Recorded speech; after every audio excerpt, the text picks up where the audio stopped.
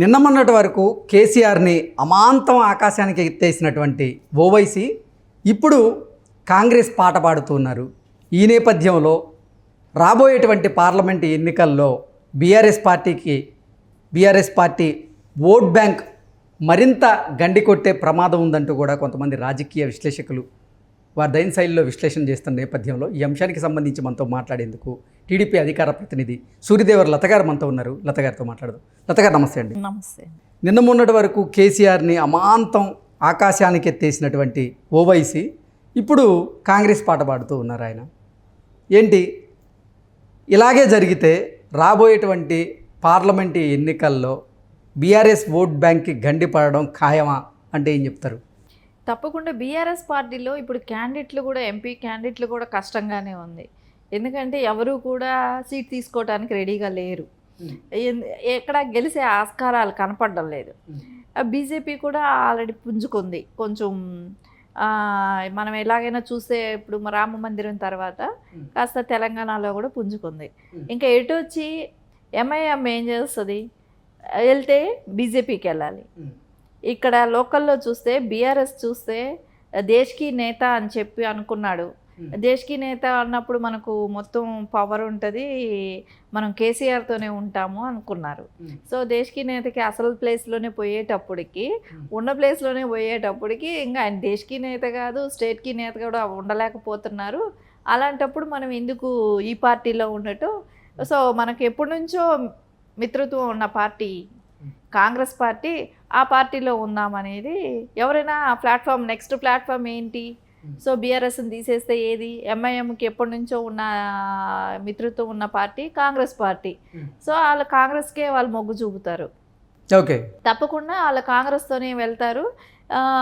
ఇప్పుడు కాంగ్రెస్ తప్ప వాళ్ళకి వేరే ఆస్కారం లేదు. వేరే పార్టీ వాళ్ళకి మద్దతు ఇచ్చే ఇది కూడా ఉండదు. వాళ్ళు ఎప్పుడు బీజేపీతో కూడా కలిసే ఆస్కారం లేదు కాబట్టి.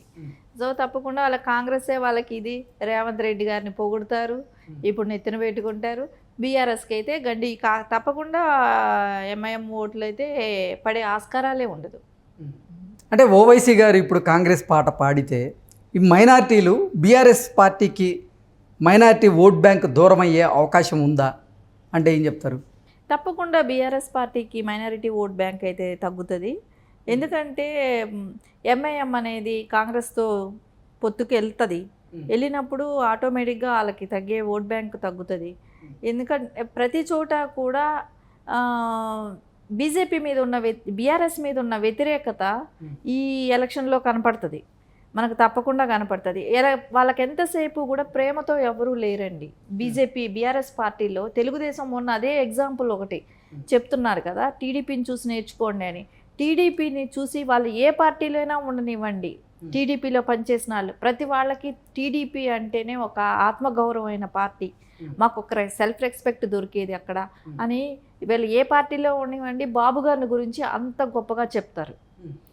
ఎందుకంటే ఇప్పుడు లేకపోవచ్చు కానీ తెలంగాణలో తగ్గింది, కానీ ఎప్పుడు వాళ్ళకి ఆ పార్టీ మీద ఒక అభిమానం ఉంటుంది.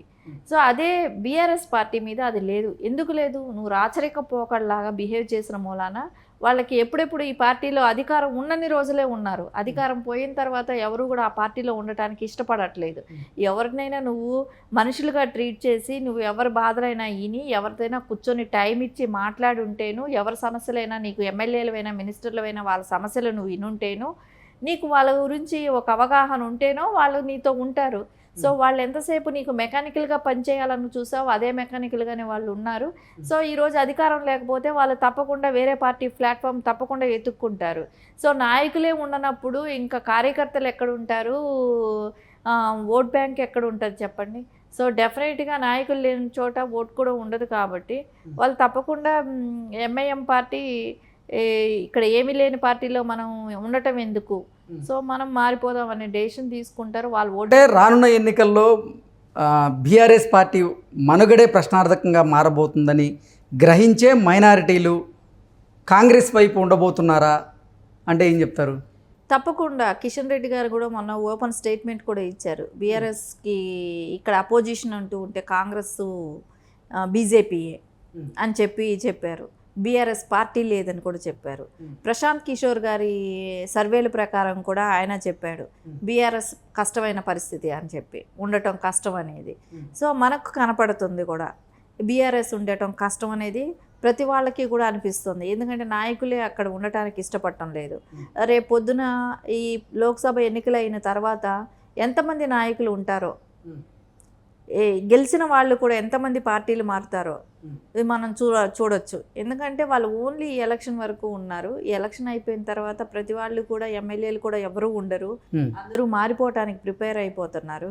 సో తప్పకుండా కాంగ్రెస్ బీజేపీ అని చూసుకుంటారు, డెఫినెట్గా వాళ్ళ పార్టీలు మారుతారు. బీఆర్ఎస్కి మనుగడ కష్టమే తెలంగాణలో ఏంటండి మొత్తం పార్టీ ఇప్పుడు తెలంగాణలో ఉండేది ఒకటే కదా.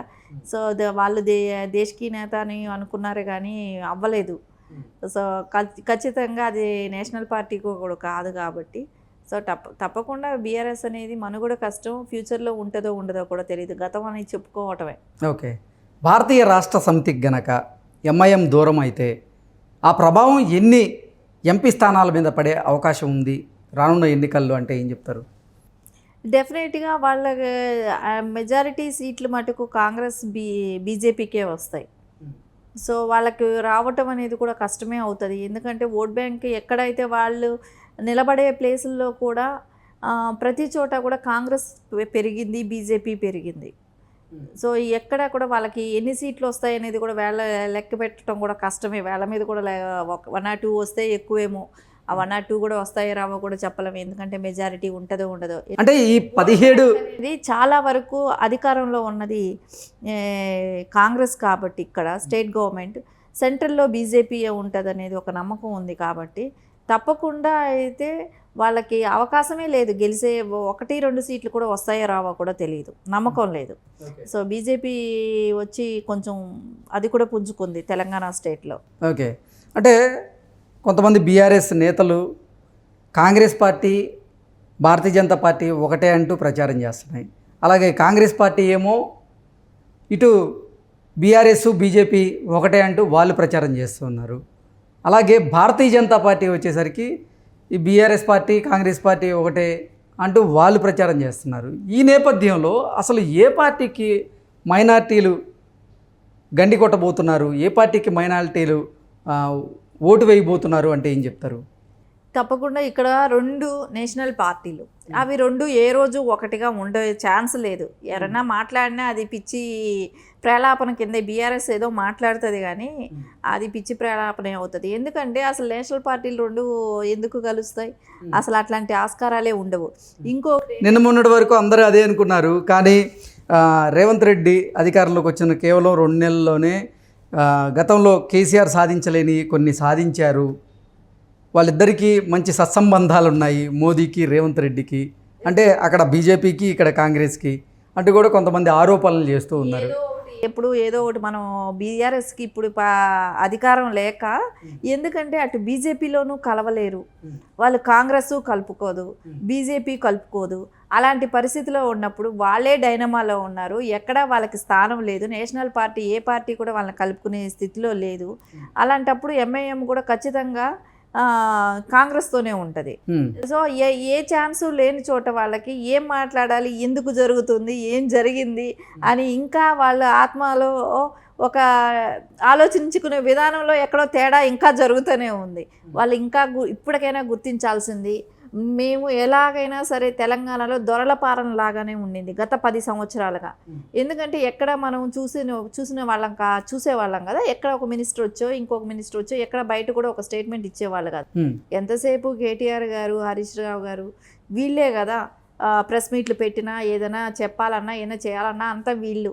కేసీఆర్ గారు అప్పుడప్పుడు ఆయన ఇలా రోజు వీళ్ళు తప్ప మనకి జర్నలిస్టులకైనా కానీ ఎక్కడ మీడియాలో కానీ ఎక్కడైనా చూసిన వాళ్ళు ఉంటే ఇంకా కవిత గారు, ఇంకా వీళ్ళ తప్ప ఇంకా వేరే ఆస్కారం లేకుండా ఉంది. ఇప్పుడు ఎలా ఉందంటే స్వేచ్ఛగా అనిపిస్తుంది కాంగ్రెస్ వచ్చిన తర్వాత. తర్వాత రేపు పొద్దున కూడా తెలుస్తుంది బీజేపీ కూడా అలాగే పుంజుకుంటుంది. నెక్స్ట్ బీజేపీ కూడా రావచ్చు, ఈ రెండిట్లోనే ఉంటుందని చెప్పి వాళ్ళు కూడా చెప్తున్నారు, బీజేపీ వాళ్ళు కూడా చెప్తున్నారు. సో తప్పకుండా కేసీఆర్ గారి పరిస్థితి మనుగడైతే ఇంకా కష్టమనేది ఏ పార్టీ కూడా చేర్చుకోకపోవటం వాళ్ళకి ఇంకా బాధాకరమైన విషయం. ఎందుకు బీఎస్పీతో పొత్తు పెట్టుకున్నారుగా? ఎప్పుడు బీఎస్పీతో అవసరం ఏముంటుంది? నేషనల్లో 2 పార్టీలు, పెద్ద హేమ పార్టీలు 2 ఉంటాయి. ఆ 2 పార్టీల్లో ఏ పార్టీ కూడా వాళ్ళని చేర్చుకోలేని పరిస్థితిలో ఉన్నప్పుడు ఒకవేళ ఎదిరించి నిలబడగలగటానికి చంద్రబాబు నాయుడు గారు కాదు కదా ఏదైనా కూడా. సో ఆ స్థాయి ఆయనకి లేదు. ఎంతసేపు స్థాయి లేదనటానికి కారణం ఏంటంటే చంద్రబాబు నాయుడు గారికి అందరినీ కలుపుకుపోయే తత్వం ఉంది. ఆయన వెనకాల సైన్యంలాగా పనిచేసే క్యాడరే కానివ్వండి, నాయకులే కానీ ఉంటారు. ఆయన వాళ్ళ ఒపీనియన్ ప్రకారం నడుచుకుంటారు కూడా, వాళ్ళ సజెషన్స్ కూడా తీసుకుంటారు. ఇక్కడ అట్లా ఉండదు. కేసీఆర్ గారు చెప్పినట్టు వినాలనుకుంటారు. అది ఎంతసేపు వింటారు? అధికారం ఉన్నంత వరకు వింటారు, అధికారం లేని రోజు ఎవరూ పట్టించుకోరు.